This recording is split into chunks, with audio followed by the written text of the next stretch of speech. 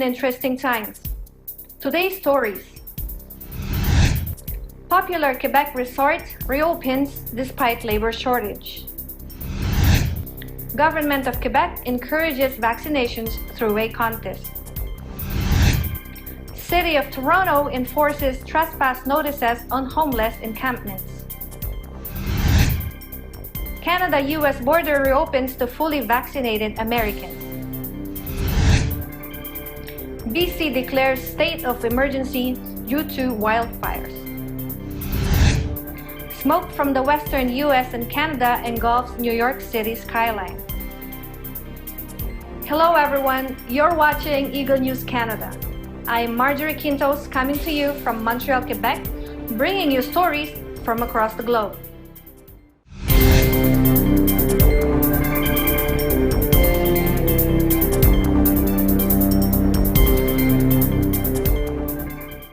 Mont-Tremblant, Quebec welcomes back thousands of tourists, but businesses humbly request visitors for patience on wait times due to labor shortage. I was able to visit this magnificent place and met a representative of the three biggest, finest restaurants in the village, La Forge, Le Shack, and Coco Pazzo. Donc, on est à Station Mont-Tremblant, qui est principalement une station de ski, mais aussi une station touristique qui a été développée là, pour attirer des touristes tout au long de l'année. Donc, on a autant des activités l'hiver que l'été. Ici, sur la station, nous, on a 3 restaurants, donc le Shack, La Forge et le Coco Pazzo. On est très content d'avoir pu réouvrir là, les restaurants. Les choses vont relativement bien. On a des équipes qui sont motivées de revenir au travail. La clientèle est là. Il y a beaucoup de touristes sur la montagne. Donc, il y a un engouement. Puis les gens sont très, très excités, autant les employés que les clients, que les activités reprennent. Le plus grand défi, je dirais, qu'on rencontre présentement pour chacun de nos restaurants, c'est la pénurie de main-d'œuvre. Donc, on manque beaucoup d'employés, autant en cuisine que sur le plancher. Donc, c'est quand même de gros défis parce que la demande est là au niveau des clients, mais malheureusement, on n'a pas le nombre d'employés nécessaires là, pour vraiment offrir un service sur du 7 jours semaine, midi et soir. Donc, on a dû un petit peu s'adapter à cette réalité-là. Puis en même temps, pour que nos employés aient un bel été puis une belle qualité de vie au travail, puis que ce ne soit pas trop des semaines chargées de travail. Donc, on a dû s'adapter à cette réalité-là. On est beaucoup à l'écoute de nos employés, de nos équipes. Donc, ce qu'on a fait pour leur permettre d'avoir une belle qualité de vie au travail, en fait, c'est qu'on a réduit nos heures d'ouverture, malheureusement pour les clients, mais ça permet à nos gens vraiment de se concentrer sur des journées clés, puis d'offrir le meilleur service durant ces journées-là. Donc, on s'assure que nos clients sont heureux, nos employés sont heureux. Puis jusqu'à maintenant, c'est une formule là, qui fonctionne super bien. Donc, si on est ouvert, par exemple, un 5 jours plutôt qu'un 7 jours, c'est 5 jours où les clients sont en mesure de se faire servir, d'avoir des plats de qualité, puis un service à la clientèle qui est exemplaire. The government of Quebec encourages vaccinations through a contest.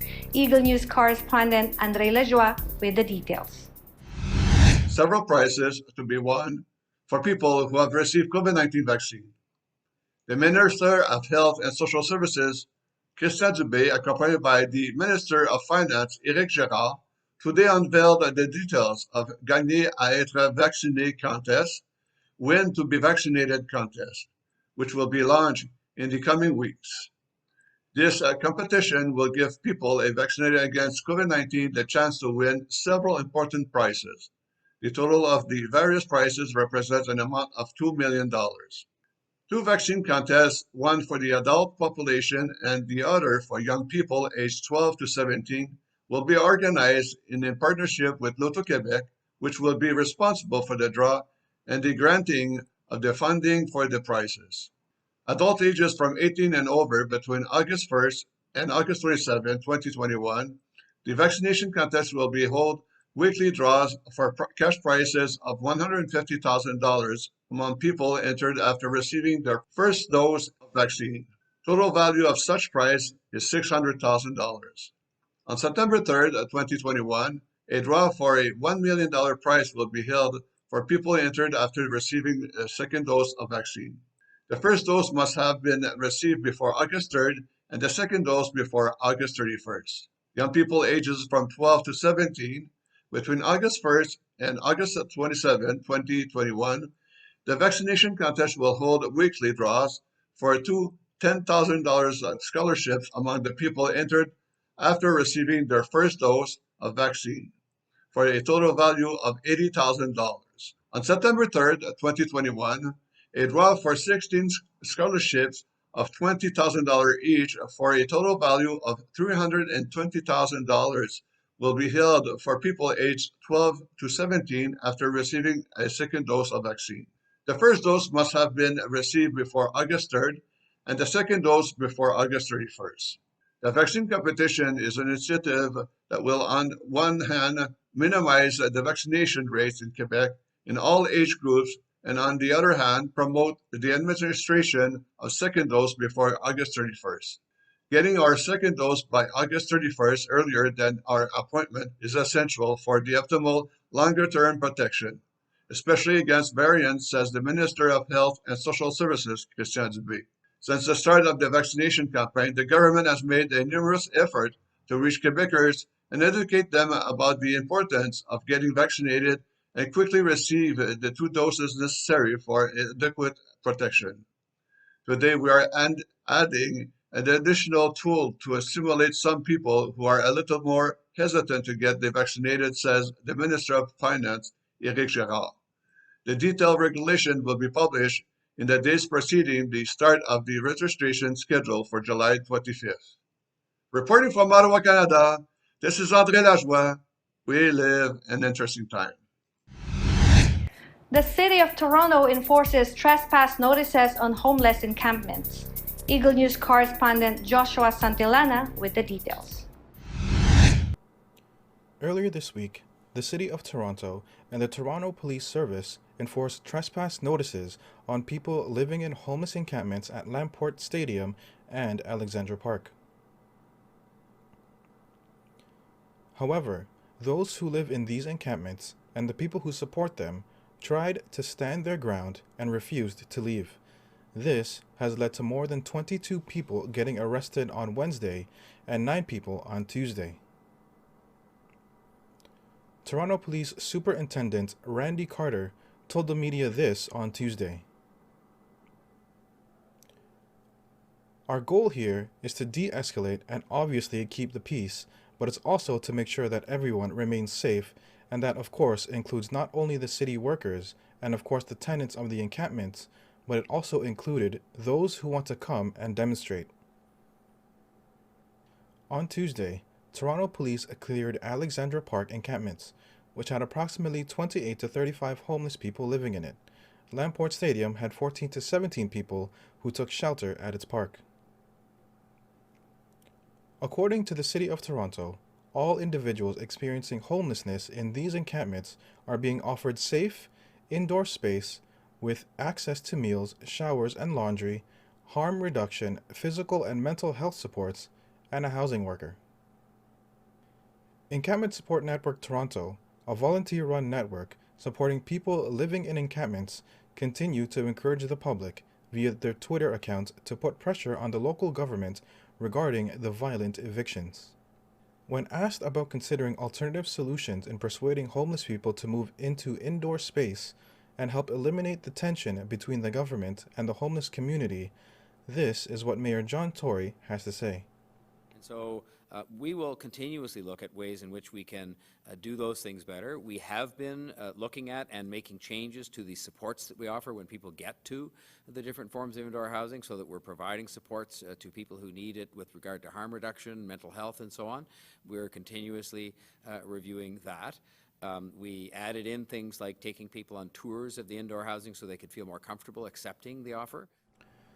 Mayor Tory further comments on the presence of protesters and how it makes police presence more necessary, and the appeal to keep the whole process safe for everyone.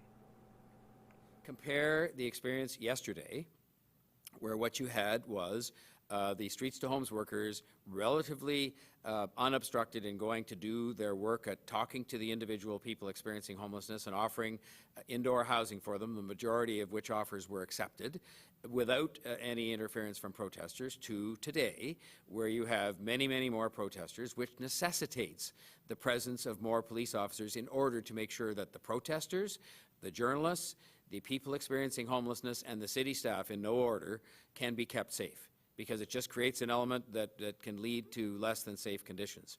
And so I would just say that we're trying our very best to do this in a way that I've described many times as compassionate, but also firm. Firm in the sense that we must find safer, more healthy, legal, indoor accommodations for people who have many needs for support in their lives, provide those supports, and do it in a way that preserves everyone's safety. In Toronto, Joshua Santayana, Eagle News. We live in interesting times. Canada-US border is set to reopen to fully vaccinated Americans next month. Here's Eagle News correspondent Stacey De Ocampo with more. Border restrictions are eased to allow fully vaccinated Americans to enter Canada for non-essential reasons, the Canadian government said. Beginning August 9th, Americans who have been fully immunized with vaccines approved by Health Canada will be allowed to cross the border. They must also present a negative COVID-19 test with 72 hours of their departure, as well as provide proof they have received a complete series of vaccines at least 14 days before arrival.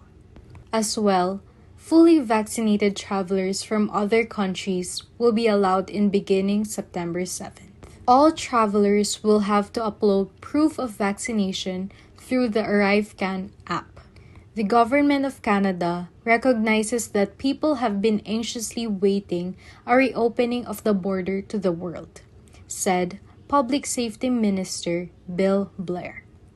We have been fully engaged with our American counterparts given the deep economic and family ties between our two countries. Today's announcement is another big step in our approach to easing border measures, which is guided by facts, scientific evidence, and the advice of our public health experts, he added. The border has been closed to non-essential traffic since March 21st, 2020.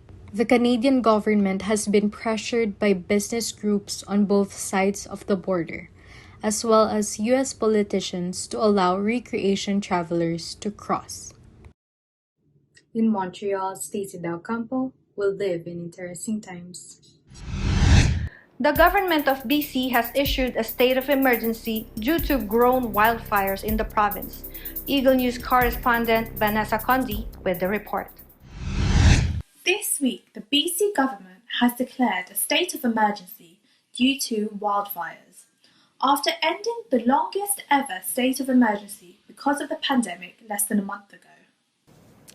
Based on the advice of emergency management and wildfire officials and my briefing last night on the worsening weather, I am declaring a provincial state of emergency. He has also said, public safety is always our first priority, and as wildfire activity is expected to increase, this is a progressive step in our wildfire response to make sure British Columbia has access to extraordinary powers under the Emergency Programme Act.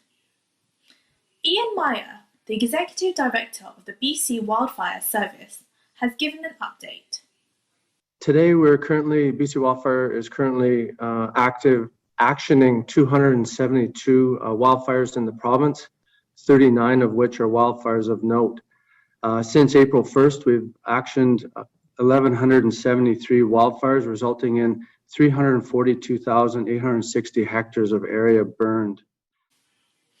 Due to the changes in wind forecasts, this has also made it more difficult for wildfire crews. Currently, more than 4,300 properties in BC have been ordered to evacuate. A further 18,000 properties across the province are on evacuation alert, meaning they must be prepared to leave at a moment's notice. The state of emergency has started on July 21st and is effective for 14 days, which can be extended if necessary. In Victoria, BC, Vanessa Condi, Eagle News, we live in interesting times. New York and parts of eastern United States and Canada have been shrouded in a gray smoky haze from fires burning in the western United States and Canada. New York State Environment Protection Services issued an air quality advisory automatically triggered when the fine particle matter is expected to rise above 35 micrograms per cubic meter of air. An expert from the agency said it's not uncommon for smoke from fires in the west of the country to reach the New York area, but they usually remain high enough to not affect air quality. The expert says this time the smoke was lower than usual. A spokesperson for the U.S. National Weather Service says the phenomenon was set to dissipate with the arrival of a cold front in the New York region. Several large fires have ravaged the western United States in recent days, notably in California, Nevada, and Oregon, where the dangerous bootleg fire is still raging, even though the fire season has only just begun. According to official figures, in Canada, more than 2,000 people have been evacuated in recent days in the province of Ontario, the most populous in the country, and more than 200 fires were active in the province and neighboring Manitoba. Coming up, we have updates from the NBA. Eagle News Canada will return shortly.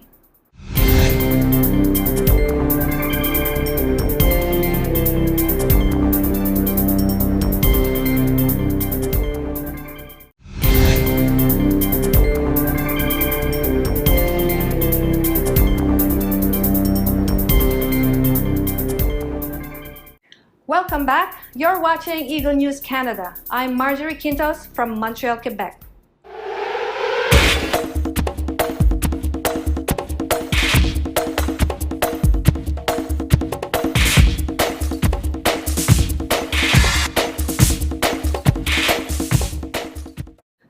The journey of Milwaukee Bucks All-Stars Giannis Antetokounmpo and Chris Middleton to NBA wasn't smooth as the duo's road to become champions finally came into fruition Tuesday after overcoming adversity and failure over 8 seasons.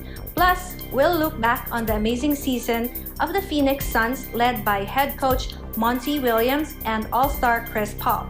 Here's Eagle News' Penny Somagi with the details. Born in Athens, Greece, to Nigerian immigrants, Giannis Antetokounmpo and his 2 brothers grew up poor, where his parents struggled to make an honest living, selling various items off the city streets. The rags to riches journey of the Antetokounmpos began when Giannis was drafted by the Milwaukee Bucks in 2013.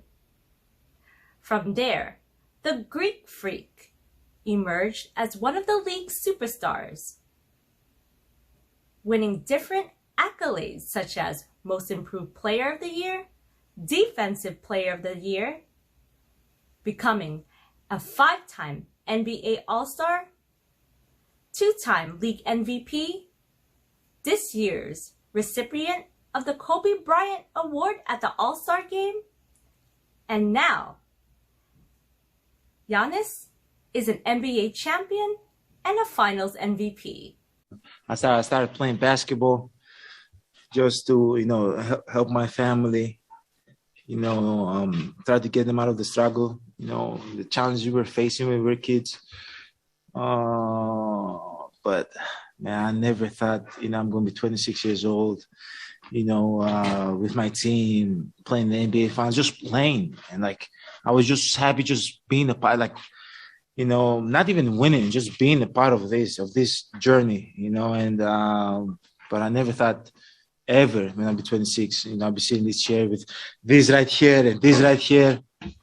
Man, it's been, we've come a long way. 8.5 years ago, before I came to the league, I didn't know where my next move will come from. My mom was selling stuff in the street. And now I'm here sitting the top of the top. And I'm extremely blessed, and that's why I'm extremely blessed. If I never have the chance to sit on this table ever again, I'm fine with it. I'm fine with it. But I hope this can give everybody around the world hope, and allow them to believe in their dreams. Antetokounmpo's road to the NBA could not have been possible without his wingman, Chris Middleton.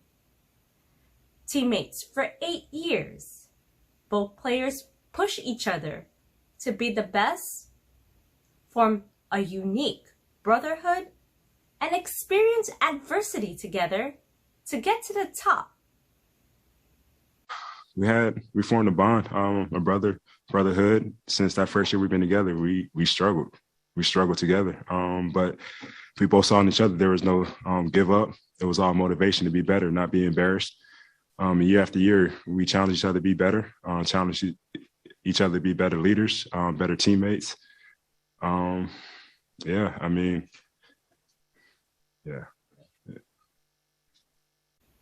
young, talented team led by veteran Chris Paul, the Suns made their first postseason appearance since 2010 and made it all the way to the finals, thanks to the tutelage of head coach Monty Williams.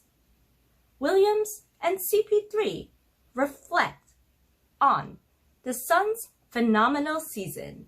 You know, I'm grateful, like I said, but I know this is going to hurt for a while, but I don't want that to take away from what our guys did this year.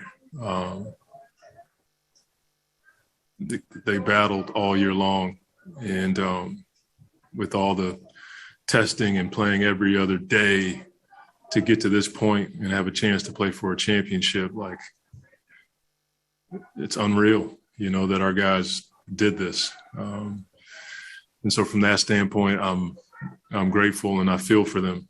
But I also express to them, you know, now we know what it takes to get here. It's going to be that much harder to get past this point. And the reality is you never know if you're ever going to get back here. That's why you have to take advantage of these opportunities. And they did. We just came up short. We grew all season long, you know what I mean, especially starting out the way we did. Nobody probably expected us to be where we are except for us, you know, but excuse me, it is what it is. You know, like I said, all season long with our team ain't no moral victories. So. And that's a wrap for this week's sports news. In New York, Tenny Samagi Eagle News, we live in interesting times. That's today's Eagle News Canada. Join us again next week as we bring stories that matter to you. Visit our website at eaglenews.net and eaglenewslive.com. Follow us on Twitter at twitter.com/eaglenews and on Facebook, facebook.com/eaglenews. Thank you for watching. I am Marjorie Quintos. We live in interesting times.